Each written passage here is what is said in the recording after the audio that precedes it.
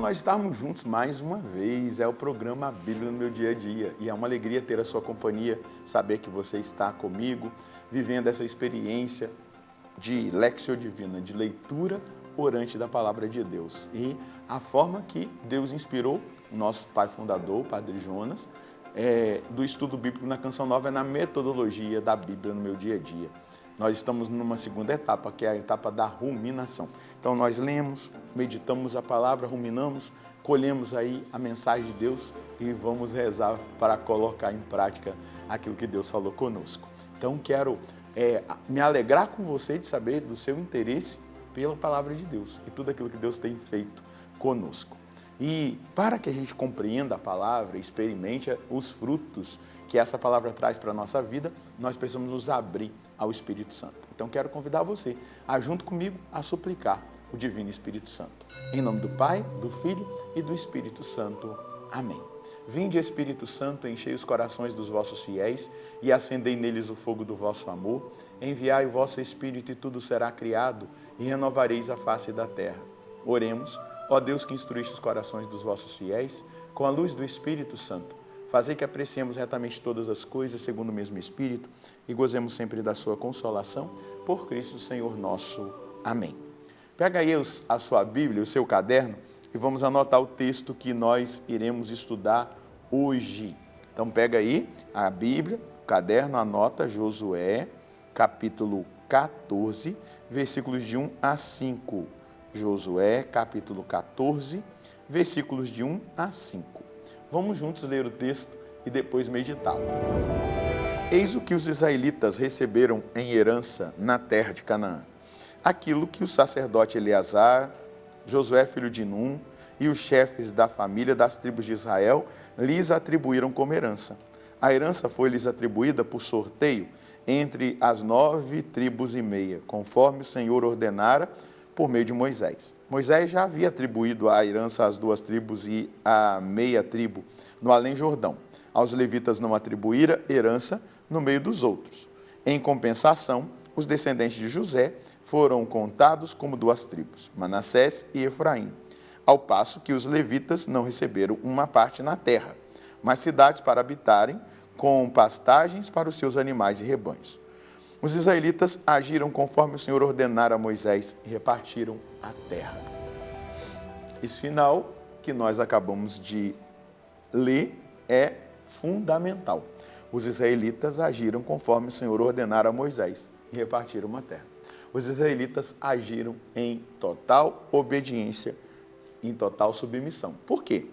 A realidade da distribuição da terra, ela aconteceu por ordem divina.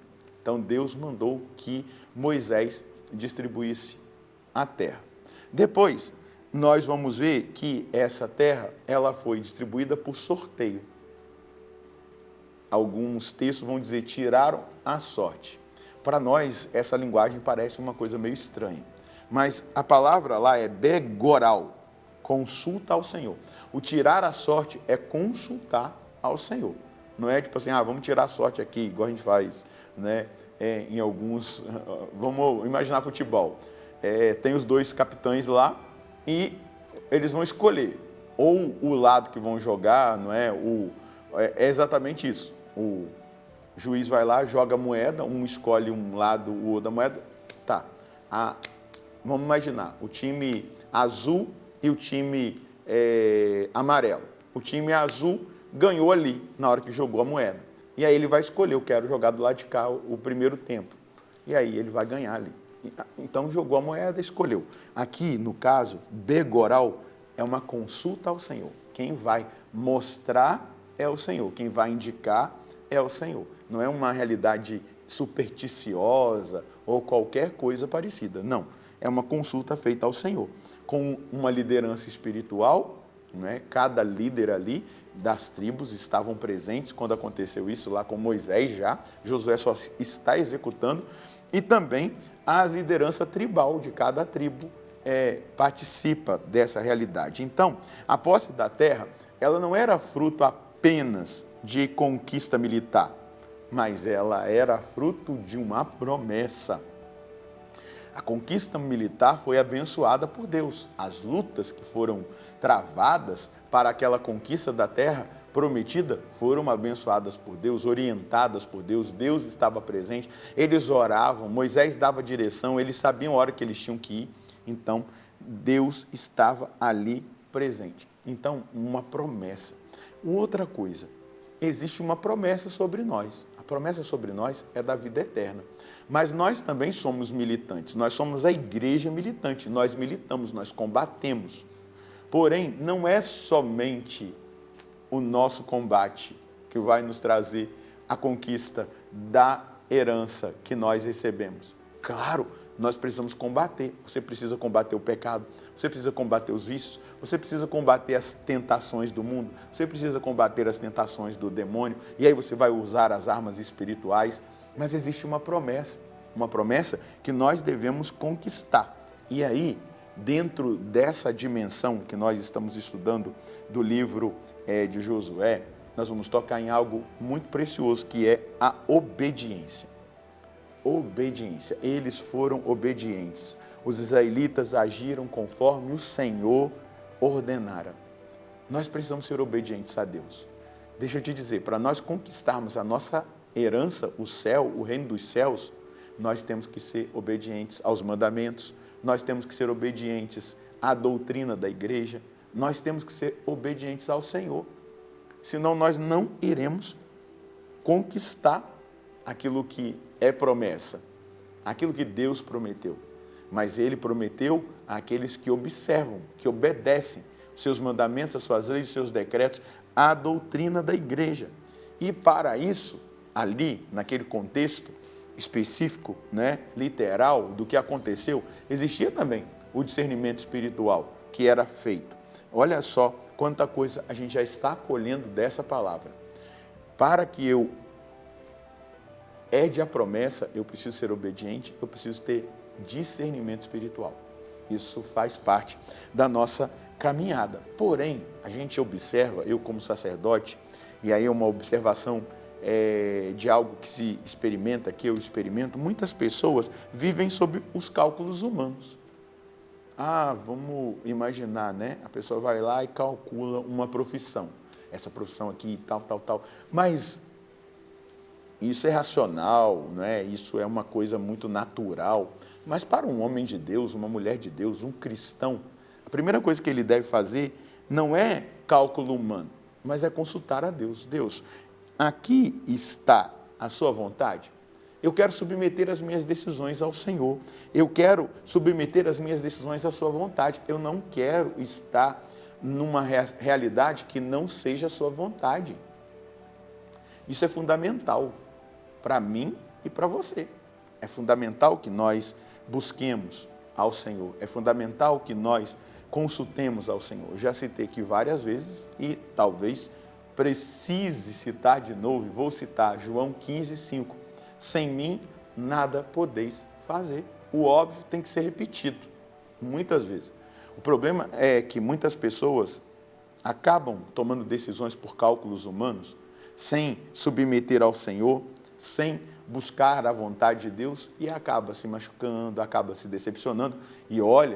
E depois tem muita gente que coloca a culpa em Deus, absurdamente.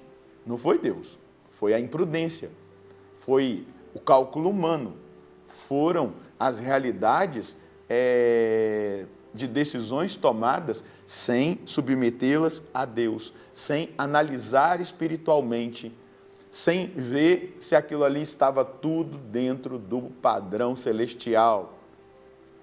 Porque, às vezes, tem coisas que não, a gente já olha e já fala, não, isso aqui não é para mim. Por quê? Está fora da graça, está fora da bênção. Então, eu e você só precisamos entender isso hoje. Nesse estudo bíblico, nós precisamos submeter a nossa vida ao Senhor, à vontade dEle, ao desejo dEle, deixando com que Ele cuide de cada detalhe, deixando com que Ele faça a vontade dEle prevalecer. Deus, é a sua vontade? Aí vamos desmembrar, É a sua vontade esse relacionamento? É a sua vontade que eu adquira isso? É a sua vontade essa faculdade, eu quero me submeter a ti. Pode ter certeza que Deus vai te responder. Tem gente que não sabe perceber assim, onde está a vontade de Deus. Eu costumo dizer quando alguém vem me falar, né? Te trouxe paz? Você rezou? Por quê? À medida que eu rezo, que eu submeto, que eu me apresento a Deus, que eu coloco aquilo diante de Deus, eu vou receber a paz quando a vontade de Deus, ela se manifesta. Eu sinto, é vontade de Deus. E aí traz paz. Vamos imaginar uma pessoa que quer se casar e a pessoa não é da doutrina católica. Você já percebe que aquela pessoa não vai te trazer paz na sua vida matrimonial pela sua fé católica. Ou ela vai querer te converter para aquela... Você já percebe pelo comportamento da pessoa. Se você insiste e não vai dar certo, não é culpa de Deus. É falta de obediência, é falta de submissão ao Senhor daquilo que você está querendo, é falta de buscar a vontade de Deus. Eu, muitas vezes, atendo pessoas assim. Não se submeteram à vontade de Deus, não rezaram, ficaram na emoção, no sentimento, mas vai mudar depois. Não mudou e deu errado. Então, tudo tem que passar pelo coração de Deus. Você tem coragem de entregar sua vida nesse ponto a Deus? Hoje, o que o texto nos permite questionar-nos é exatamente isso. Qual é a mensagem que nós queremos colher e vamos colher hoje daquilo que a palavra nos trouxe? Não devemos pautar a nossa vida e as nossas decisões aos cálculos meramente humanos e racionais, pois o cristão deve submeter todas as coisas e decisões em oração ao Senhor, para que tudo esteja debaixo de sua santa vontade. O segredo é obedecer a Deus e viver os planos e projetos dele a nosso respeito. Vou colocar o texto para o óbvio ser dito. Sem mim, nada podeis fazer. Pronto. Sem mim, nada podeis fazer. Essa é a base de tudo. Aqui está a base de cada decisão, de cada passo que nós dermos, das nossas escolhas. Eu não posso fazer sozinho. Eu vou acabar me perdendo. Por quê? Tudo deve ser feito debaixo da obediência, do discernimento espiritual, mas também da escuta atenta das promessas de Deus. Aí, cada detalhe, até chegar na realidade do céu, das coisas celestiais, daquilo que Deus preparou para aqueles que o amam. Vamos rezar? Senhor, obrigado porque o Senhor tem nos instruído, a partir da palavra, a viver essa dependência total do Senhor. Eu não quero viver independente, eu não quero viver de cálculos meramente humanos, eu quero viver debaixo da sua santa vontade. Me ajuda, Senhor, a fazer a sua vontade, me ajuda a viver na sua verdade, me ajuda a experimentar aquele que é o seu desejo, aquele que é o seu projeto, aquela que é a sua vontade a meu respeito. Que cada passo que eu der, eu não queira ser independente, eu já sou adulto, já sei tomar decisões. Não, eu quero viver na total dependência, eu quero me jogar nos seus braços e quero ser conduzido pelo Senhor. Faça assim comigo, mas faça assim também com cada um dos meus irmãos, que todos os dias nós nos lembremos aquilo que o Senhor Jesus nos ensinou em João 15:5. Sem mim, nada podeis fazer. Eu tenho certeza que nós seremos muito mais assertivos nas decisões e em tudo aquilo que nós vamos vivendo no passo a passo da nossa vida e da nossa caminhada de fé. Muito obrigado, Senhor, porque a sua palavra nos orienta e nos instrui no dia de hoje. Amém. É exatamente isso. Sem mim, nada podeis fazer. Aplique isso na sua vida e você vai ver os frutos da dependência total de Deus. Deus abençoe você, Deus abençoe sua família. Nós nos encontraremos no próximo programa, se Deus quiser, no nome do Pai, do Filho e do Espírito Santo. Amém.